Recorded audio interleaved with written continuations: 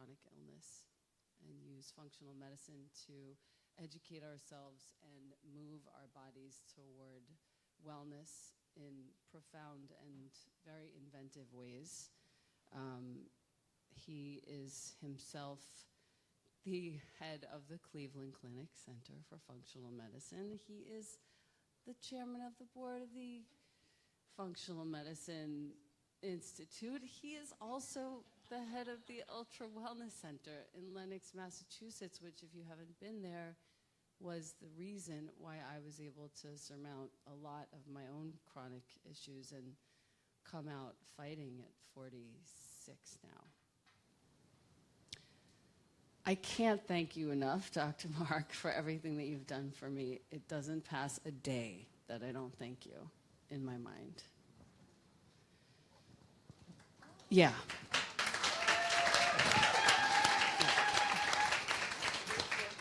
Lauren Zander.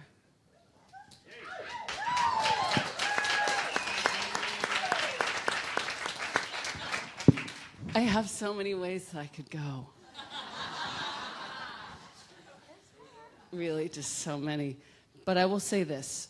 We met in 2010. And within the space of 5 minutes, she had me nailed. She had me agreeing to end a relationship, apologize for another, fix a third, and start to think about fixing a fourth, a fifth, and a sixth. And by the end of these 7 years, I got to fix it with my mom before she died, when we didn't know she would be dying within months of said fixing. Lauren has spent countless hours fighting for the dreams of my family and so many families in this room. She is a soldier for all of us. And the fact that you've landed here is a very big deal. And if she provokes you over the course of this night, be psyched. Because it means that you're onto something important, and I dare you to not forget it. I dare you to not sweep it under the rug. Lauren is also my best friend, full disclosure. She would be there for anything for me and I for you. We grew up 15 minutes apart, but worlds apart. And we're nothing like each other, and yet we're nothing but each other, really. I think that's accurate. I want to start just exactly where we start with the title of the book. Maybe It's You. I actually wrote a poem, but I'll read it in a little while about my Maybe It's Me. But tell us about the title of the book. Tell us about how it came about. I think I may have been sitting there when it did come about. And tell us why do we need this book? So Maybe It's You has been the tagline. And it's a joke that's not that funny to me about maybe it's me. Like, so if anything's not working in my life, maybe it's me, right? And then anything that is working in my life also gets, maybe it's me. And we're not good at, and then the maybe, cross it out. Right, because it is me. And then just leave, it's me, right? But it takes a little second to face that and get it. So anything that's not working in your life, maybe it's you, right? So it's a little second might be a year. Just maybe. And then cross out the maybe and hit the it's you button, and then you're right there. And that's why it's the name of the book. Maybe It's You. Maybe It's You. So Lauren co-founded the Handel Group in 2006? 2006. Six? Yes. Sister Beth, will you please stand up proudly, beautiful girl. With the beauty, Sister Beth. It has been corporations, universities, schools, elementary schools, high schools, middle schools. There are thousands now and hundreds of thousands by osmosis of people helped by this method. It is provocative, it is evocative, it is important, and it does lead you really straight to yourself. And I thought, Mark, it might be fun to talk about your favorite maybe it's you moment. Gosh, there's so many. There's so many. I think, it really had to do with, understanding, unraveling why I chose the relationships I chose throughout my life, and realizing that it wasn't external, that it was something that was coming from what she calls my picker, which she said was broken. And I realized, uh-oh, my picker is broken. And she helped me fix my picker. I want to clap really loudly, but I'm holding the mic.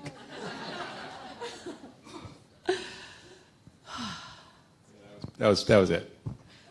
I have to say... And I fixed it now, and I'm married and to the most amazing woman Yes, ever. yes. Thank God. Do you have a favorite maybe it's you moment, Lauren? Well, I thought I do. Good. Well, I have one of the earliest ones. Oh, and please. because my father's in the house. Hi, Daddy. Hi, Daddy. Hi, Daddy. Okay. Whenever I see Daddy, I thank him. So one of the, sagas in my life when I was younger was that my father picked sports. Like he would rather watch TV, have his cocktail, and yell at the television than love me. Mm-hmm. Okay. And then this one moment, I was walking past him, and I huffed when I was around 16. Huffed. And he turned off his television and followed me into my room and said, "Are you okay? Did something happen? Did I do something? What's up?" And I was like, and then I welled up and told him the truth that you picked television. Like really let him have it. And then he's like, "You want to hang out with me?"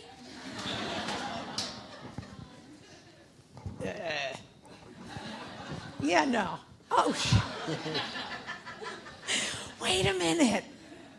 No, Daddy. Right? Like it was, oh my God. So my first maybe it's you, me moment was thinking it was all his fault, but I had no interest in asking him to turn off the TV. None. And then the minute he showed up to want to have a relationship, I was like, oh God. Right? Like, wait a minute, I'm 16, I'm going to go call my friends. I'm not going to do this. Right? So that was my first big maybe it's me moment that I could have changed everything, and I wasn't, but maybe it was me. Is there an unexpected or sort of interesting twist in the road that led you to be that person who could look at your dad and well up with tears instead of saying, F you, say, I'm actually really hurting and this is how I feel? Because that doesn't typically happen. I have always been that person. See? I really have been that person where I'm going to blurt out everything I'm thinking and then take it back and, deal with all my feelings and say everything that's there for me. So my, the road I've always been on is tell the truth. Yeah. And, face the consequences of it. Right? Sometimes I was awfully bad at it or held and then blew life up. You'll find out in the book. That I learned that a little later and then had to double back a bunch and tell the truth in all the places I was still lying. But yes, with my parents, I've always, at some point, come to tell the truth and face it with them. And this is also a question for Mark. I have my story too, which I'll tell, but you were introduced to Lauren for a particular reason. In cosmically or the meeting we were at? No. Like the first time you... My friends. The first time you were introduced to Lauren, you were introduced to her because you were asking some sort of a question, and so I have my story. Jeff Burrows introduced me to her. Did you get the result you were looking for when you were introduced to her, or did you go looking for something else? No, we were introduced by a mutual friend because they thought we should get to know each other and work together. So we were at this business meeting. Okay. And then she jumped in a cab with me to go to the Urban Zen to do a presentation. Mm-hmm. And, she immediately, within 3 minutes, figured me out. And I immediately, shut down and ran away and wouldn't talk to her. For how long? About 6 months. Right. And then once I my ex-wife moved out, I was like, okay, I better talk to her.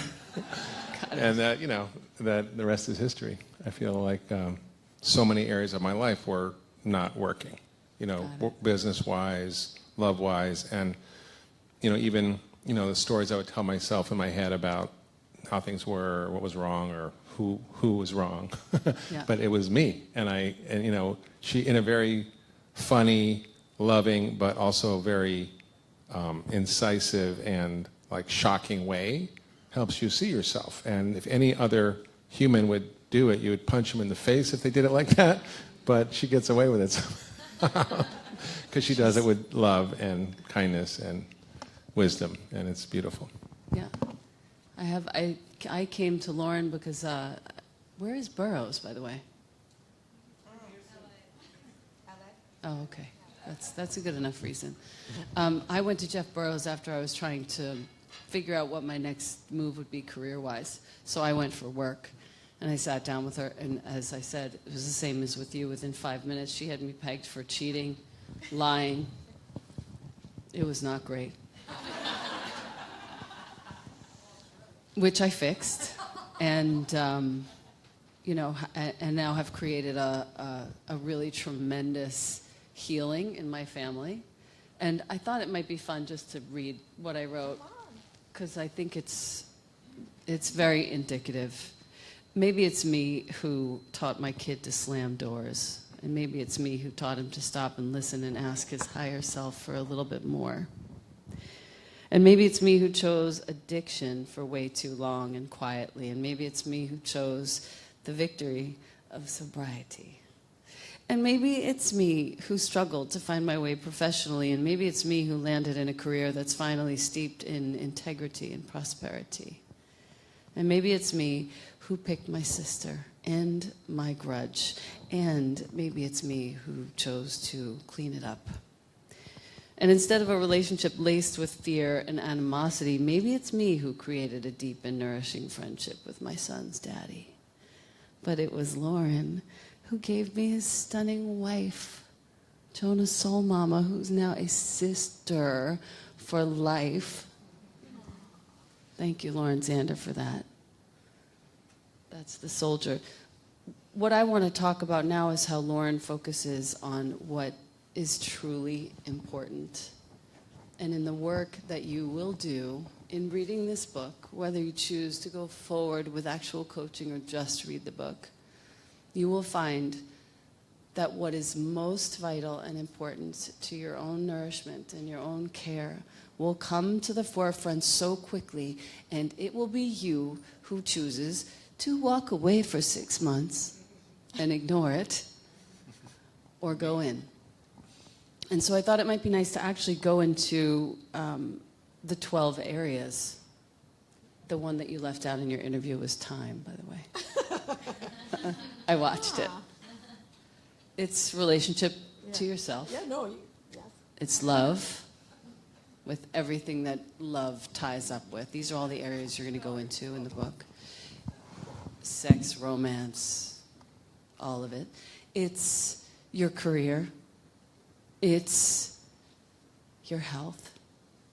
It's your body. It's your spirituality. It's your relationship to money. It's your relationship to time. How many of you don't have a great relationship to time? And you would like a good one.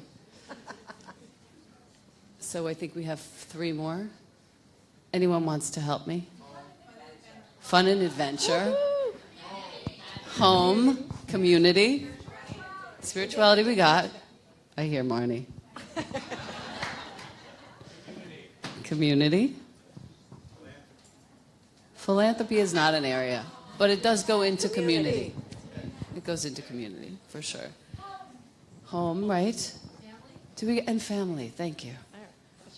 Interesting, thank you. Family was the first place I had to look, even though I was looking for business.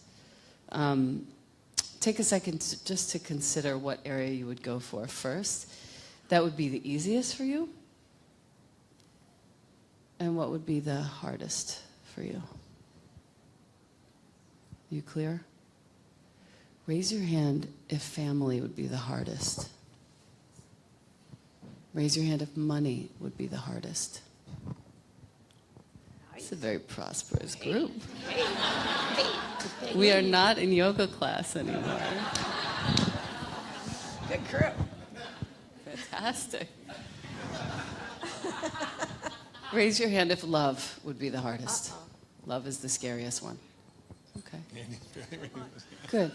I only have one more question. Is that cool? Is that okay? LZ, you have LZ, by the way, is what we call Lauren from here on out.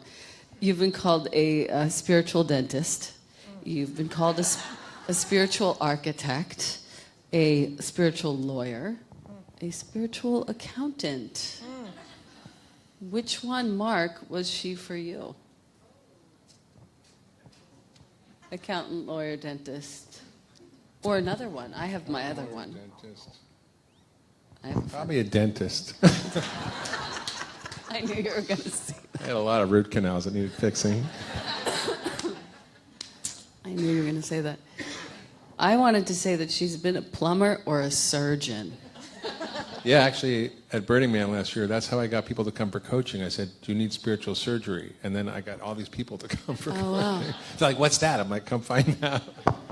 You know, there's an element of how the work that you'll do in the book or with the Handel group is actually a form of the most benevolent surgery, because you're going in and you're actually sort of incisively, that's such a good word, rooting out what it is that doesn't belong there and healing the space. And for me, I think the way that I would like to leave this off before Lauren talks to you guys is there was an element of my own emotional DNA. We all were raised in a certain household. You had your father doing this, and your mother doing this, and your siblings doing that. Everything was a certain way. And at the end of the day, when you think about how you are today, and you could honestly say, I am this way because of that house, raise your hand if that's true for you. What the work will help you to... Hi, I haven't seen you since the playa. So good. What the work will help you do is actually see where that family was, in every aspect, a very good choice for you to learn what you needed to learn to grow and evolve it.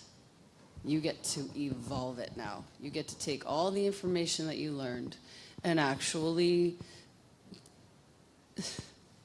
not just make it better, make it yours and make it a healing. And that, I think, is the highest form of yoga.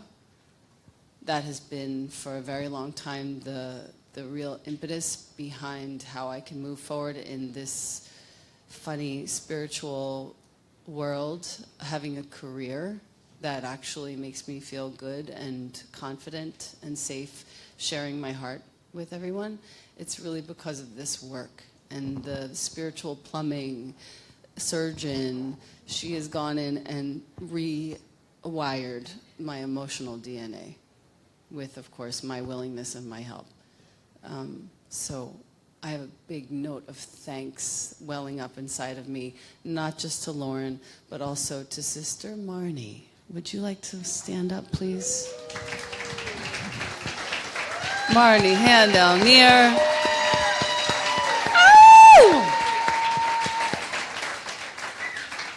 So proud of you. So Lauren has some questions for everybody else, and here we go. Okay? Oh no, for everyone here. Yes. Okay? And I thought it would be nice for you guys to get a little bit of Lauren time and actual coaching time, and Mark and I can chime in if we feel like it's necessary, but we'll try not to. Does that sound good? Sure. Okay. Okay, ready, guys? Get ready. You're actually going to have to talk to the person next to you. It is true.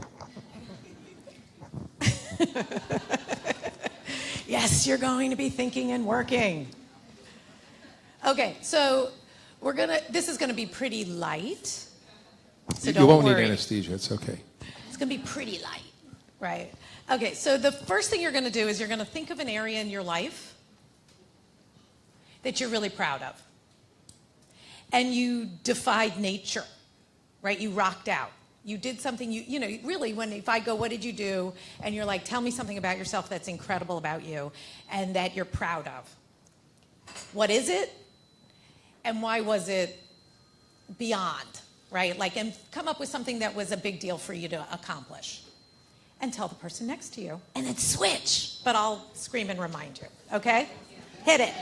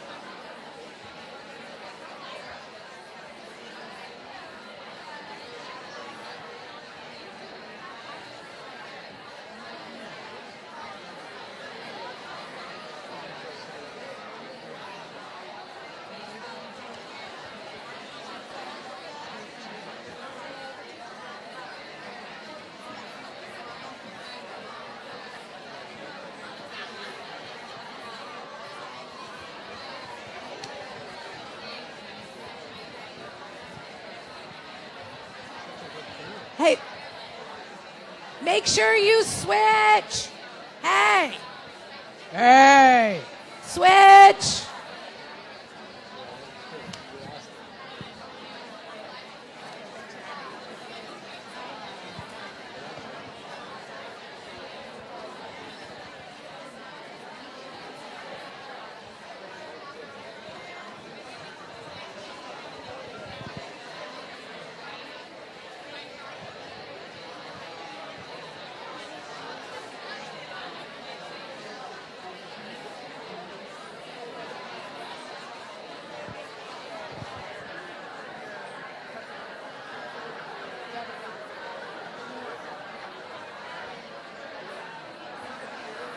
Okay, come back.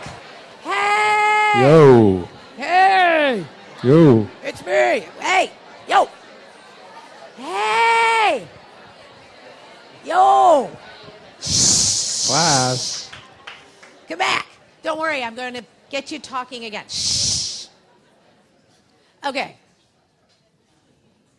So we're about to manufacture something. Your maybe it's you moment. So now you're going to think of an area in your life that you're not so thrilled with. Yeah, you. Okay? And you're going to have the insight of maybe it's me, and you're going to explain why it's you. Right? Okay, so the area is love, and the maybe is, I really do want to be in love, but I haven't been dating. I'm not even on the sites. Right? Like, so have a confession or 3 until the other person goes, yes, that does sound like maybe it's you. Uh-huh, yeah, that is you. Okay, and then you're going to switch. Clear? Hit it.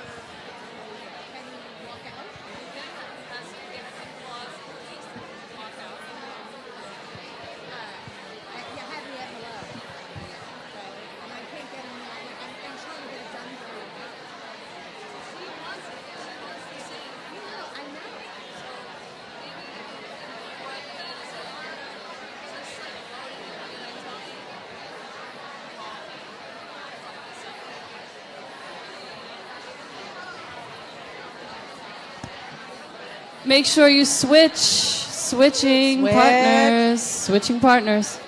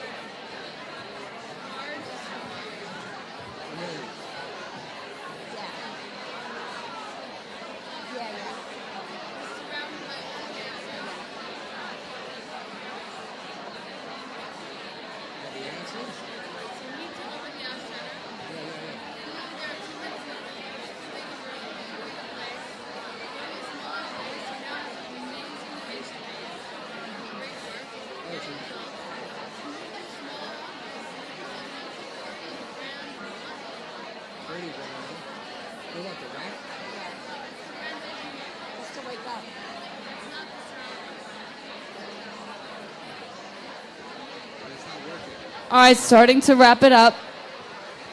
Starting to wrap it up.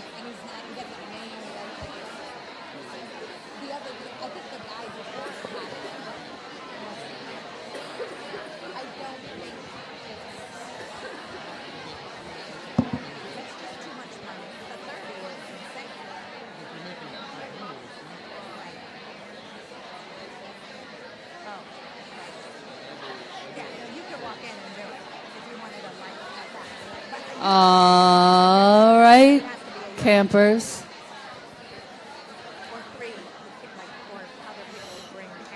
All right, guys. Do me a favor. Do me a favor. Hug your friend. Hug your friend. Thank you so much. Yes.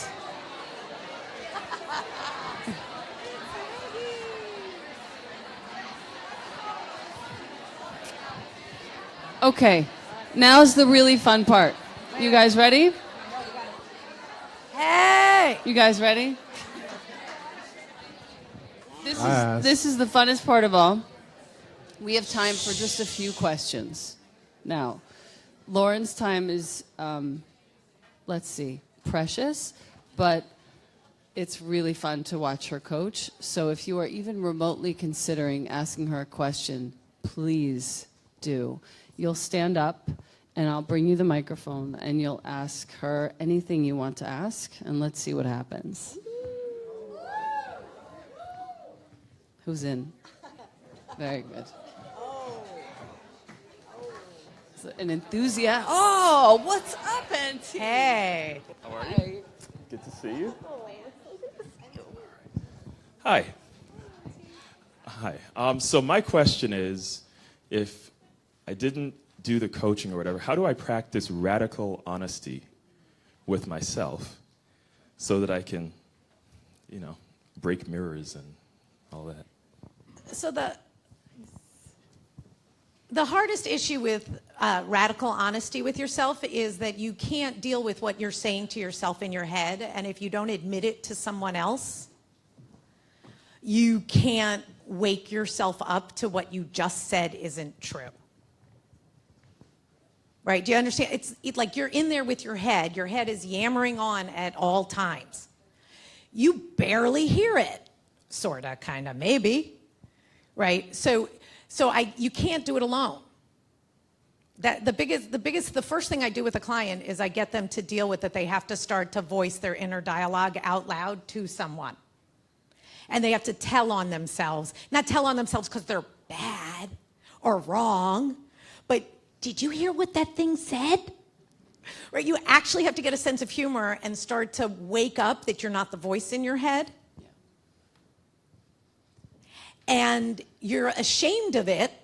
Like you wouldn't even tell me what it just said today because why are you protecting it? Right? So radical honesty doesn't protect what your head's saying. It tells on it. Like, you're not going to believe what I just said. Right? To myself. What do you think? And then the minute you actually have to say it out loud or you tell anyone or you even hear it out loud, you can then, like a higher self can hear the lower self and go, oh, well, that's not true, right? That's crazy. That's hurtful, right? So there's, what I call it is fight the real war, inner peace. And so if you could write down your thoughts, maybe you could actually have a face-to-face with them, but that's what you have to deal with. Wow. Siri! Go Siri! Siri. Siri would like me to repeat myself. Siri, I understand. It's a little... Find your belly button-ish. It might be worth it. NT, you've done some of the work, so you kind of know some of this. But it might be worth it to clarify when you go through, let's say, the course of the next 5 minutes. You externally are a certain way, you're holding yourself in a certain way, you're, maybe even giving somebody a glance or offering some attention in a certain way. Your head, however, is doing something totally different. And until you can get your head to follow this very elegant comport of your body, you have a divide that causes a conflict that could and very well might be the cause of some sort of chronic illness or any number of conflicts in your body. And to not only have a coach to whom you can say these things, have a sense of humor about it, and have a sounding board, and also see how unnecessary most of it is. The other side is you can also have a piece of paper and start writing down the litany of thoughts as they come, even just in 60 seconds of time once a day. Right. I had this thought, that thought, this thought, that. And slowly over time you start to see, you do it a few times, 3-4 times over the course of your very long life, and you find you have a brand. There are a certain number of categories of thoughts that I think, and maybe there are 3 of those categories, and maybe that's all I'm ever thinking. And maybe if I start writing them down, I can start to see, well, okay, so 1/3 of the time I'm thinking about my body, which is really fine, and 1/3 of the time I'm thinking about my skin, which is really fine, and 1/3 of the time I'm thinking about my behavior, which I'm really ashamed of, which is really fine. So what's left? A lot of open space to be creative and creating. And that, I think, is the gold of this work, or at least some of the gold, because it leaves you with a lot of time to be the best of who you are. And that's what I found to be the most important for me, per your question, NT. Who else has a question? EB. All the initials today. So what if you notice one of your patterns? Like, I see in myself right now a fear of if I tell the truth, someone will leave. How do you, once you notice it, move to change it? Okay. If you're going to manage everything you say to keep everybody else happy, then you're not going to be always telling the truth, and you're going to run your life to keep that person happy. Nobody does this. And you're going to be tired. Joke. Okay. Everybody does that. Okay. So anyone you can't tell the truth to, or if you told them the truth, they would leave, maybe they should leave. Right? Nobody figured out it's okay if people leave. If your truth is, like someone doesn't want to be with you, someone can't handle what you have to say, are you really sure that's your friend?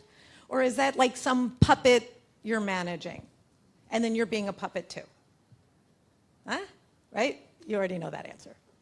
So now, then the next really good question is, but is there a right way to say it so you're not hurting people? And the answer is yes. But you're going to have to figure that out, right? I can't I can't make it perfect for you because the truth is messy and it hurts, right? And we avoid it, and then we get stuck and hollowed out from not telling it. It's dangerous and very exciting. That one of the first things Lauren said to me was, "You don't have your secrets, Elena. Your secrets have you." Which made me want to put up my middle finger. We have a question. First of all, I just want to say thank you for everything that you did for me during a really dark time. So I appreciate that. And I have 2 questions. What did you learn about yourself writing this book? And secondly, through this whole era that we're in, where the country's sort of divided and where Trump is bringing up a lot of conversation, I'm finding that a lot of my friends have certain things about them that kind of shock me that I didn't know. But there's a lot about them that's still good. And so it really comes down to how do you love someone who has that one thing that goes totally against who you are but has so much good things in them? Yeah. Okay. What was it? The first question, what was it? I got lost in the Trump one. Oh, okay. Well, first of all, I am a talker and a thinker. And thank God for my sister and Katie, who were the writers. So first, what did I learn? I learned that they did a really good job. Katie and Marnie, stand up one more time. Go ahead. Yes.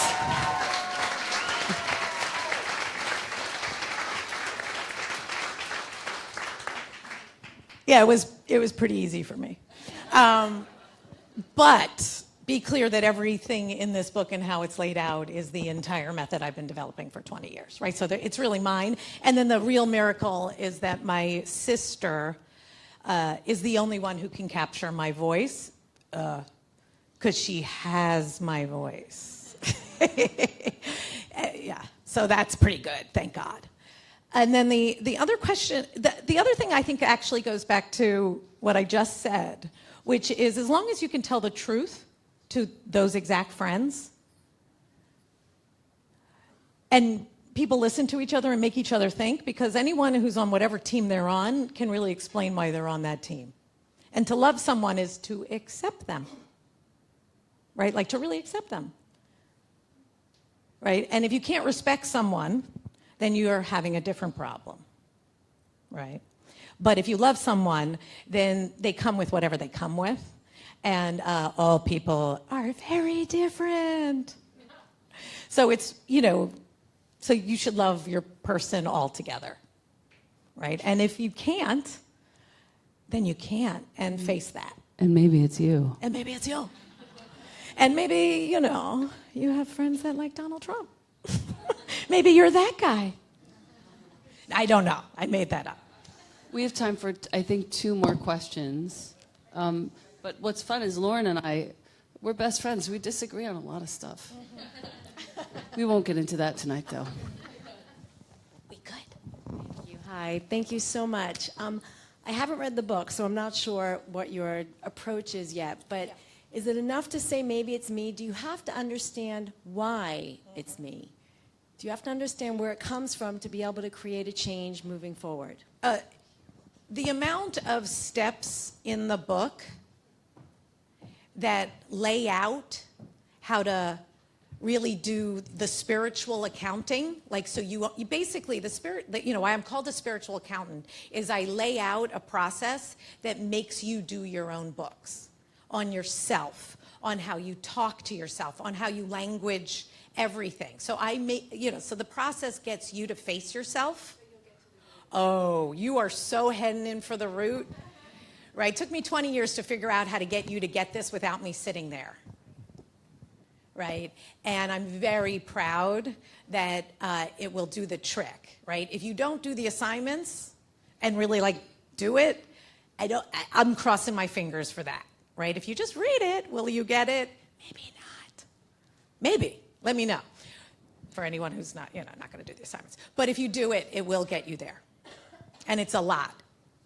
Right? And you'll be figuring out your past, your family, your history, how you taught. It goes really deep. It's a very different angle into looking at yourself. Just to give you an example before you read the book, think about everybody. Think about the area that you said, oh, maybe it's me and this is why I think it's me. You have a list, probably 3 to 10 excuses of why it's that way. Those excuses live in your head. You roll over them a few times a day. They help you. They help you get through the moments, right? Those are the kinds of things that we start to note and shift. It's very practical. It's very action-oriented. There's nothing so complicated about it. It really is just getting in, how do I talk to myself in the silence of my own being, and how can I actually change that? And it just makes for not only just a better day, it gives you a certain confidence and a certain grace to really determine exactly how you talk to yourself instead of just succumb and be satisfied with the usual conversation that you've been having. So it's magical in its total and utter simplicity. Last question. Nice, Danielle. Love you. So I want to thank Lauren and Elena because it's been 8 months of no smoking for me. And your girl loved her cigarettes. And I love them. I love them. Oh my God. And Elena gave me a very hard time, and I was kind of resentful because I wanted her just to love me and accept me like that, and she didn't. And I came to Lauren, and Lauren's like, this is the date you're stopping, and I literally stopped because I was afraid of her. But anyway, no, and it worked, and I feel great now. And my question is, what if you feel like so many of your issues are, like you know that it's you. Yeah. You're not blaming other people, but you're actually really hard on yourself. Because that's what I feel like I struggle with. That's a great question. So you're not going to fix everything once. Let me figure this out. I got to fix it all today.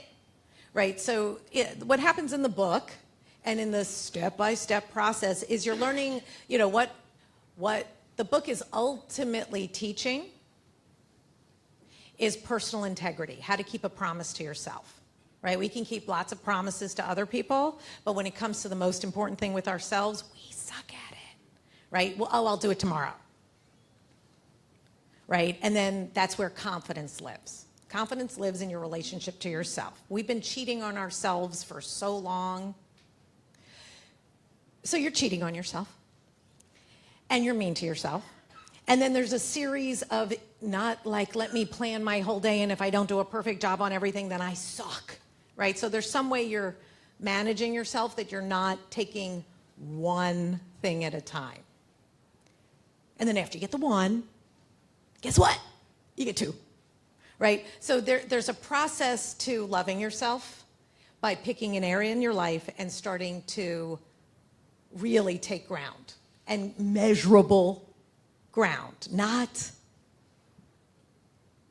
some, fleeting high, like I should be somewhere else that I'm not, okay?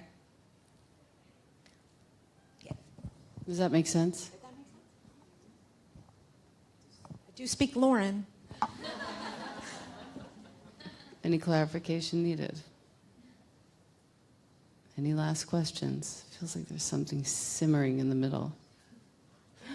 Great. This is the last. It's going to be good, I have a feeling.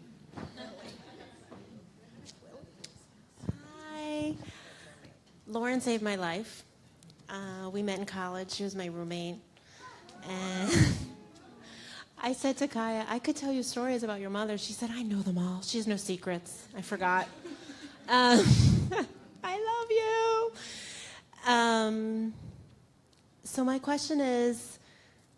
Tell them what you do, because I'm so proud of you. I run fundraising for the ASPCA.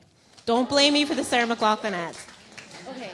So my question is, you knew, I've heard it 1,000 times from all your friends now. You knew it from me the moment you met me. You just knew me. You saw right through me like you saw through Elena in 5 minutes.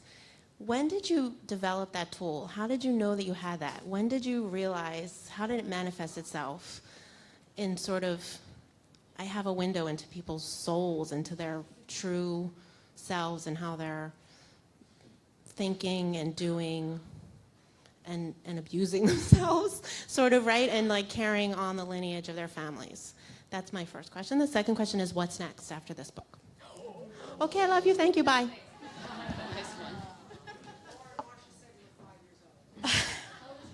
Oh, that's a fair point. That's a fair point. My mother has a story where she came in and heard, like, listened to me talking with my next door neighbor when I was 5 or 6 years old. And she must have said something prejudiced. And I said to her, don't you understand that your mother could have been black? Right? Like, how do you not understand that what? Right? You don't get it? Right? And so I explained that it's impossible. Right? And so there, but what I was going to answer, though, my mother helped, but what I was going to answer was I think when I finally figured out I loved people, right? Like, oh my God, right? Probably when I figured out I loved myself, like I better love myself and I better get up to life, right? When I put my first cigarette down, right? Like when I stopped being a liar was the beginning of what was possible for everybody. And then I ended up on a real mission, right? If I could do it, you could do it. Yeah. And so, and it's awfully fun to be a crusader in love with humanity. Because we are some motley crew, right? We are really interesting, right? So it's profound. So it's great. It's a great ride. What was the other question? Oh, what's next? Marnie. Excellent question for us. Well, the real next book that I'm dying to do is called The 3 H's. Which is head, heart, and hoo-ha.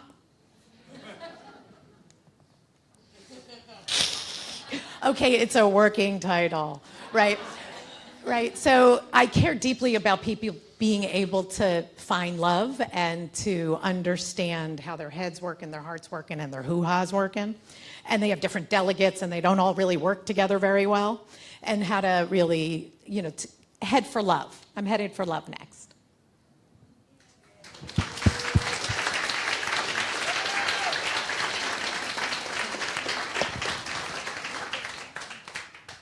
I'd just like to say a big thank you for showing up for my best friend. Thank you so much.